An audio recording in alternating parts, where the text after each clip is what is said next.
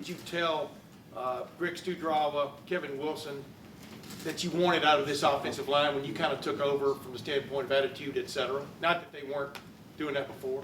Yeah, this definitely is the biggest challenge. This is one of the best run defenses in the last decade in the country in the Big Ten. So, yeah, we got a huge challenge. Really good players up there, guys we played against last year that we struggled with. So, yeah, major challenge. And conversations about our line has always been want to be tough. We want to be guys that are physical, that roll off the ball, and the tip of the spear. And we want to run the football here, and they're the ones that get that thing going. Second row right, Nathan. On your radio show, you had mentioned JK's versatility, kind of in contrast with Master. But Master also has receptions the last 2 weeks. I'm just wondering, is that something that just naturally came from his being in the game at that time, or have you seen something from him in practice, a growth in that skill set that you trusted him more? We kind of just roll guys, whether it's receivers or running backs, tight ends. We just roll them. We don't really look to see who's in the game, and he's been working on his pass protection, working on routes and things like that, and so that just comes up naturally within the game. Front row right, Austin. Ryan, you talked about how well J.K. was playing training camp at the pad level, and then it seemed like those first couple weeks he couldn't maybe find that same level. Are you seeing that now? What you saw last week against Nebraska seemed close to what you described. No, I mean, I think the first week was funky, but I thought from the second game on, he's been running really, really hard. First row right, Bill. A Drew Crispin question. He kind of joked about his lack of use last week. How important is he? How good is he? And just in terms of his personality, he's kind of a quirky guy. What's he kind of stands out to you about him? Well, he's a guy that is very professional about what he does. He takes it very, very serious, and I love that about our specialists. Whether it's Liam or Drew or Blake, I mean, they take their job very, very serious, and I love that about them. They're very professional. When they're out there, it's very detailed in how they do. They want to be the best in the country, and I really respect that about them. They watch film. When they're out there, there's no jacking around. I mean, they're serious about their business, and I think they're very good at what they do, and so it's a huge weapon for us.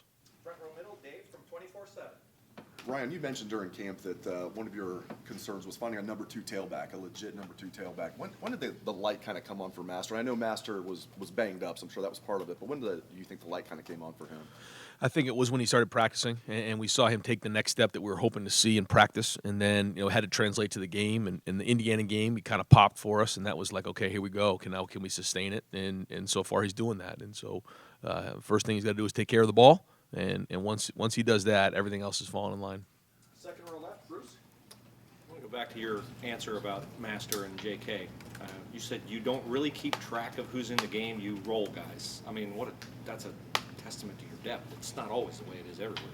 Well, it's hard to, whether it's tight ends, receivers, even in the O-line sometimes. I mean, to organize all that to say, okay, we're going to have this guy in the game on this play, it just doesn't work. And I think the way we teach concepts, the way we teach plays, we want versatility. And if some guy does something really, really well, then we obviously we try to enhance that, but the things that they don't do well, we just try to work on those things so that those guys can play in the game. Because when you're playing with tempo, when you're calling plays, you can't really worry too much about the game.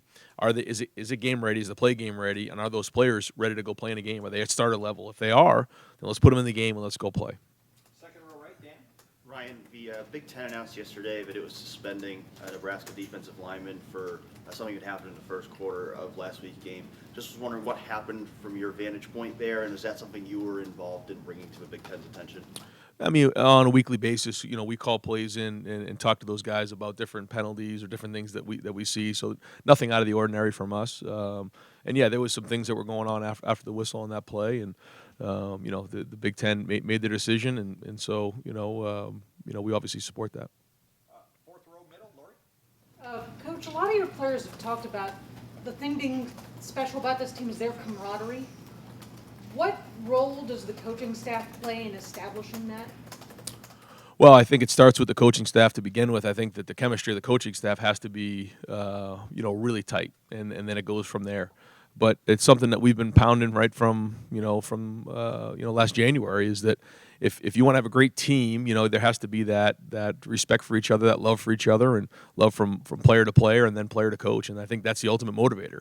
And I do feel that. And I really hope that the leaders of this group don't let go of that, and they grab on real tight and don't let go.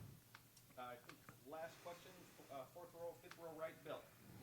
Ryan, I think when people maybe first see Justin, the live arm and the athletic ability sticks out.